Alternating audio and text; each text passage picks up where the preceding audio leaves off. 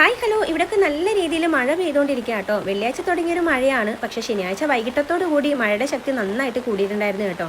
അങ്ങനെ ശനി കഴിഞ്ഞു, ഞായർ കഴിഞ്ഞു, തിങ്കളാഴ്ച ഈ ഒരു സമയമായിട്ടും മഴയുടെ ശക്തി കൂടുതലല്ലാതെ ഒരു തരി പോലും കുറഞ്ഞിട്ടുണ്ടായിട്ടില്ല. അങ്ങനെ മഴ പെയ്തിട്ട് വീടിന് മുമ്പിലൊക്കെ വെള്ളം കയറിയിട്ടാണ് ഉള്ളത്. വീടിന് മുമ്പിൽ വയലൊക്കെ നിറഞ്ഞ് റോഡിലൊക്കെ വെള്ളം കയറി ആൾക്കാർക്ക് നടക്കാനോ വാഹനങ്ങൾക്ക് പോകാനോ പറ്റാത്തൊരവസ്ഥയായിട്ടാട്ടോ ഉള്ളത്.